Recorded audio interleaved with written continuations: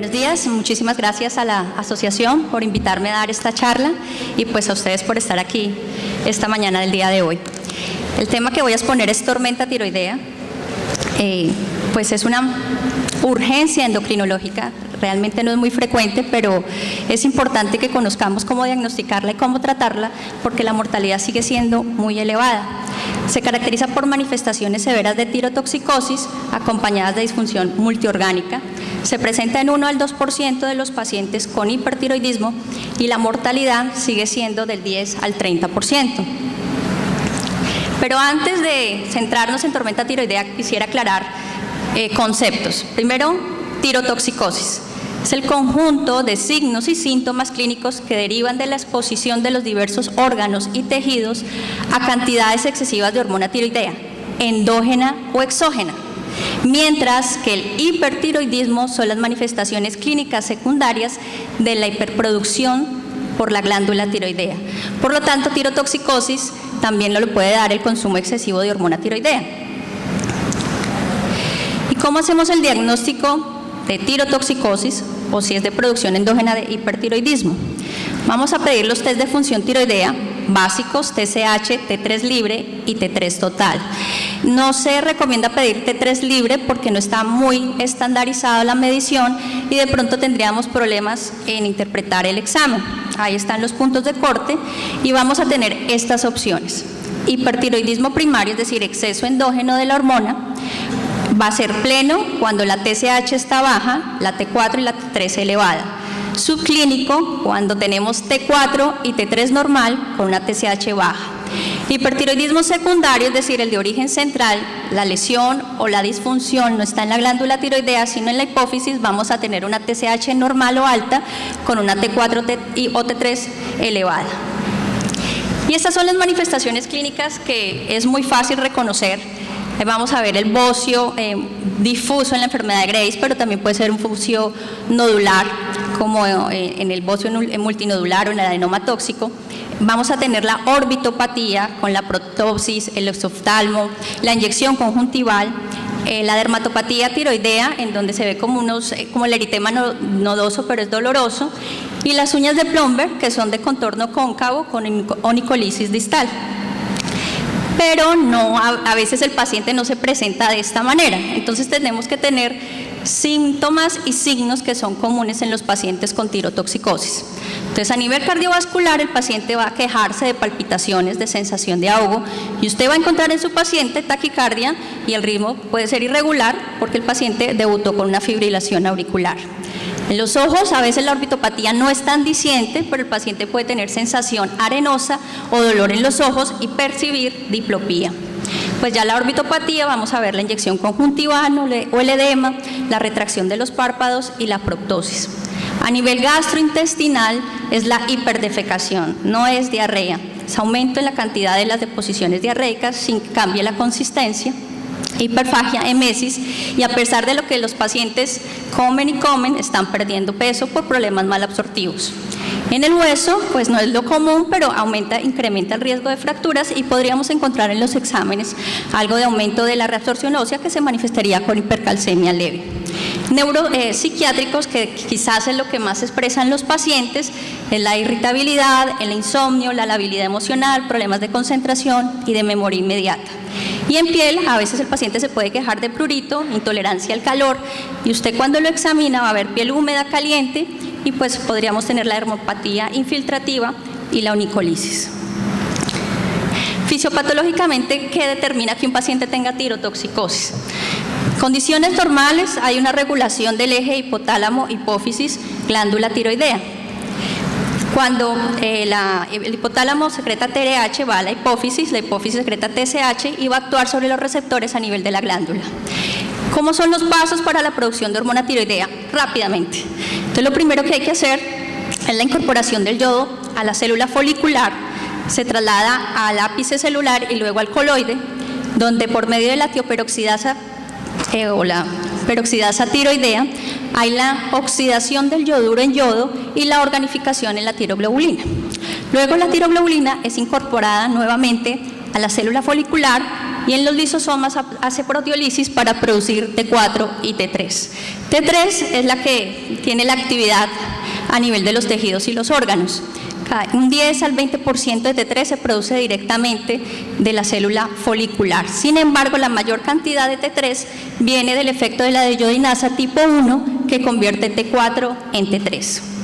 Pero esto es en todos los pacientes con tirotoxicosis y estamos centrándonos en tormenta tiroidea, que hace que un paciente vire de tirotoxicosis y tenga disfunción multiorgánica, y ese es el paciente que tenemos que afrontar rápidamente para que no se muera, porque la severidad del cuadro no depende de los valores de hormona tiroidea.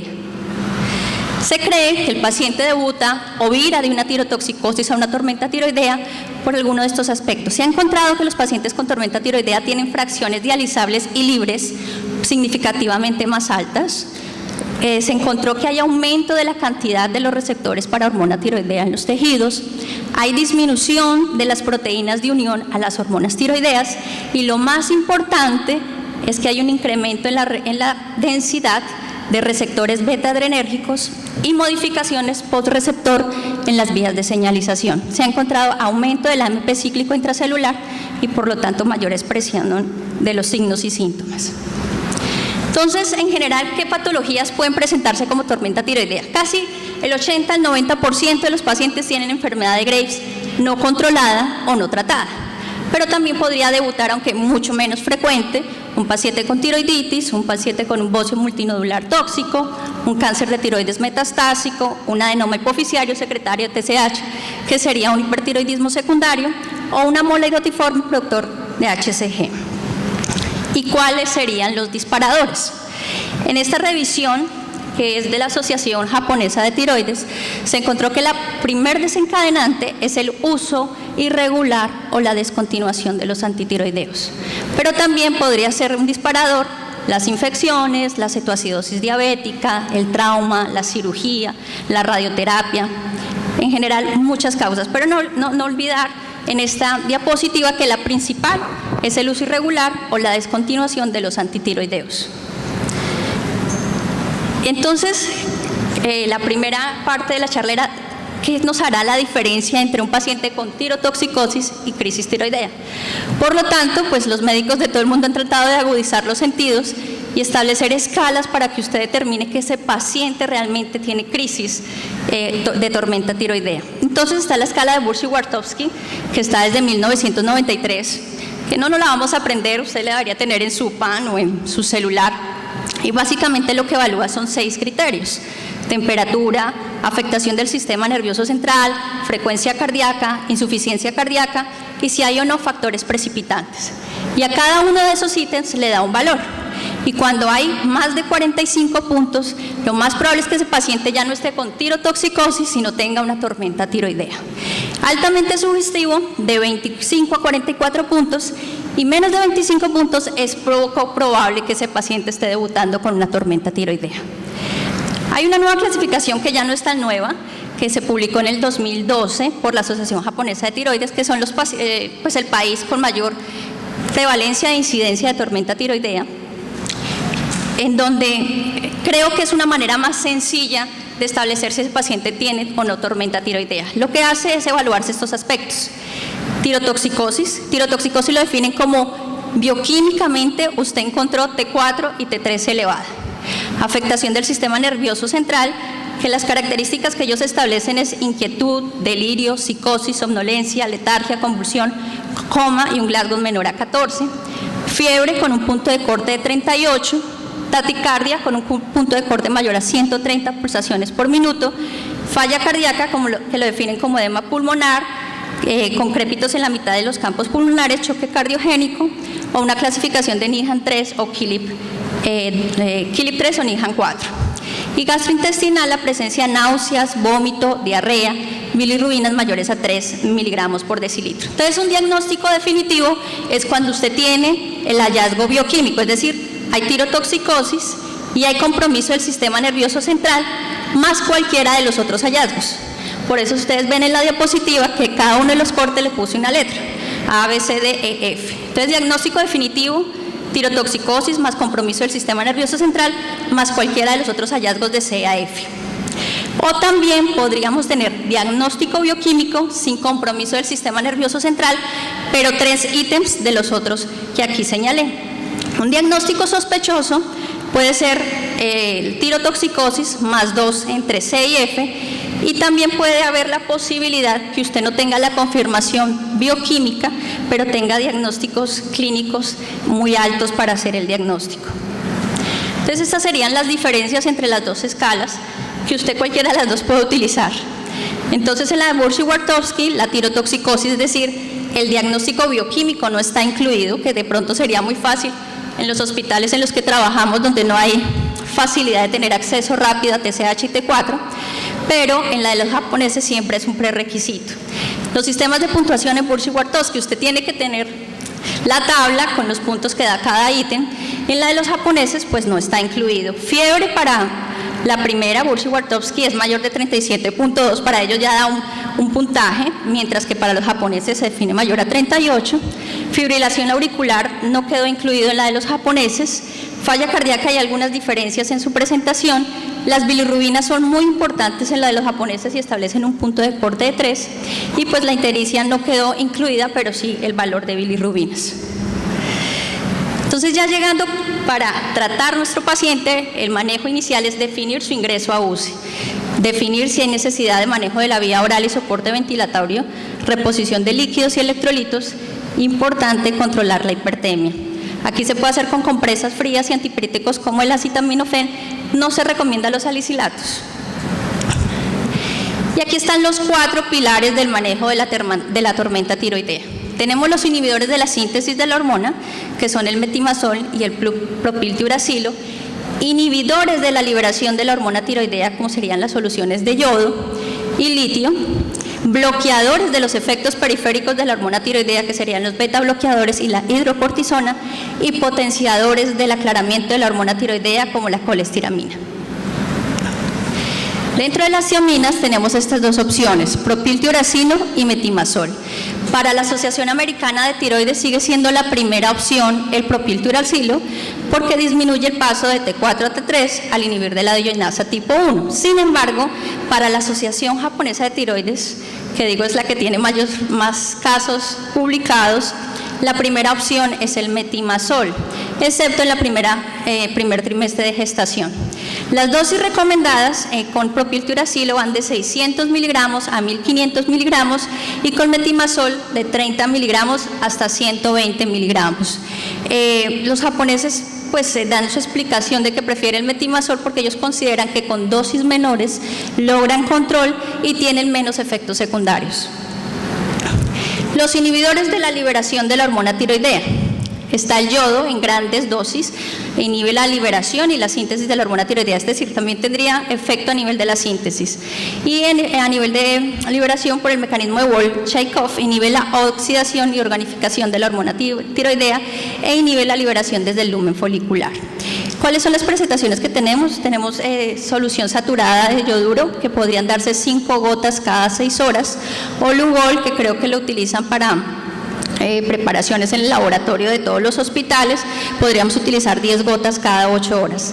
El litio no se recomienda, pues no se conoce el mecanismo de acción y realmente pues no lo recomiendo mucho para utilizarlo dentro del contexto de tormenta tiroidea. Dentro de los beta bloqueadores que bloquean los efectos periféricos de la hormona tiroidea en el tejido, son la primera línea de manejo en la taquicardia y la fibrilación auricular. La Asociación Americana de Tiroides prefiere el propanolol por sus efectos de disminuir la conversión de T4 y T3, pero la japonesa utiliza beta bloqueadores beta 1 selectivos. Entonces ahí podríamos cambiar uno de los mitos que teníamos, que solo propanolol no, es mejor en un paciente que tiene fibrilación auricular utilizar un beta selectivo como el metoprolol o el bisoprolol. ¿Cuándo descontinuarlo? Cuando el paciente tenga una frecuencia cardíaca menor de 80, pues obviamente si hay inestabilidad hemodinámica con una tensión arterial sistólica menor de 80, y si tienen opción de monitoreo cardiovascular, un índice cardíaco menor de 2.2 litros minuto. Los corticoides, que bloquean los efectos periféricos de la hormona tiroidea, también se utilizan como profilaxis de una posible insuficiencia adrenal reactiva. La dosis recomendada es hidrocortisona 100 miligramos IV cada 8 horas o dexametasona 8 miligramos día. Y cuando de pronto todas estas opciones no nos han servido y el paciente continúa con descompensación, podríamos utilizar la plasmaféresis. En tormenta hay que considerarla si no hay respuesta al manejo pleno después de 24 a 48 horas. Otra de las indicaciones sería tormenta tiroidea complicada con falla hepática y alteración del estado de conciencia, o cuando se requiera como tratamiento preoperatorio en los pacientes con tirotoxicosis y agranulocitosis por metimazol. ¿Y cómo sería el manejo de la fibrilación auricular? Entonces, vimos que la primera indicación son los beta bloqueadores unos selectivos. Si el paciente tiene una crisis asmática o EPOC, se puede utilizar verapamilo o diltiazem. Podría usted considerar amiodarona si el paciente ya tiene evidencia de fracción de eyección disminuida. Y si el paciente utiliza digitálicos, recordar que la tirotoxicosis acelera la depuración. Y con respecto al ritmo, si hay inestabilidad hemodinámica, hay que cardiovertir, y esta puntual anotación que pues me han hecho en otras exposiciones es si debo anticoagular o no al paciente. Lo que hay que hacer es utilizar los criterios del CHADVAS, y si da más de 2, ese paciente hay que anticoagularlo. Entonces, después de estabilizar el paciente, usted tiene ya, salvo a ese paciente, usted ya con menos premura, lo que hace es determinar la etiología y establecer un tratamiento definitivo. Y ahí podríamos ya, después de compensar al paciente, hacer uso de la gammagrafía de tiroides. Entonces, usted hace la gammagrafía y tendría estas opciones. Si hay hipercaptación, que se define como un índice de atrapamiento mayor de 4 o 5 en la gammagrafía, y es alta y es difusa, lo más probable es que sea una enfermedad de Graves. En las gráficas, el circulito que dice A es una tiroides normal, B es una enfermedad de Graves por gammagrafía. Cuando usted ve múltiples áreas de hipercaptación, sospecharía un bocio multinodular tóxico, y cuando ve un área caliente, un adenoma tóxico. ¿Por qué es importante hacer la diferenciación? Porque muy seguramente el bocio multinodular y el adenoma tóxico no respondan a las cionamidas, y seguramente ese paciente, antes de esperar usted 1 año o 2 años con antitiroideos, debería ya remitirlo a terapia con yodo. Y cuando no hay hipercaptación en la gammagrafía, usted tiene estas opciones.